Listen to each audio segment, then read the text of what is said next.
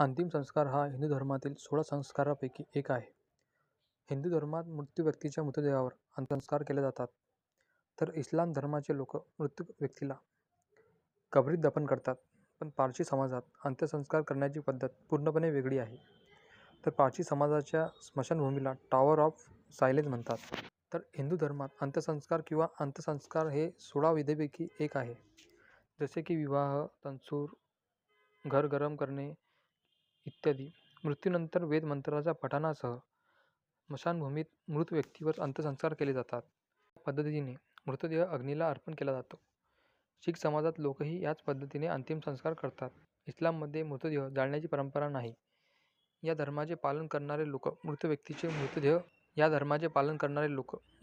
मृतदेह कबरीत मातीखाली दफन करतात. तर ख्रिश्चन धर्मातही अशाच पद्धतीने मृतदेह दफन केला जातो.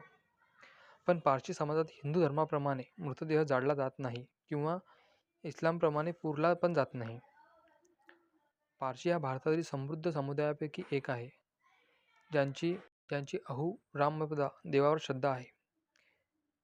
तर आपण आज जाणणार आहोत दिल्लीचे आचार्य गुरमीत सिंह यांच्याकडून पारशी समाजाचे मृताचे अंतिम संस्कार कसे आणि कुठे केले जातात. टॉवर ऑफ सायलेन्स ही पारशी लोकांची स्मशानभूमी किंवा मशानभूमीला दक्का किंवा टॉवर ऑफ सायलेन्स म्हणतात.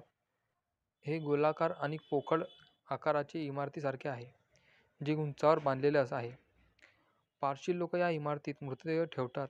त्यानंतर तो मृतदेह पुरत नाही किंवा जाळत नाही.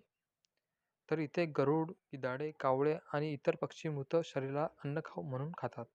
तर ही 3000 वर्षापासून चालत असलेल्या या परंपरेत पारशी लोक पक्ष्यांसाठी अन्न म्हणून मृतदेह सोडतात. डोकमेनाशिनीची परंपरा गेल्या 3000 वर्षापासून पाळली जात आहे. तर डोकमेनाशिनी परंपरेनुसार केल्या जाणाऱ्या अंतिम संस्कारात गिधाडे मृत शरीराचे अन्न म्हणून सेवन करतात.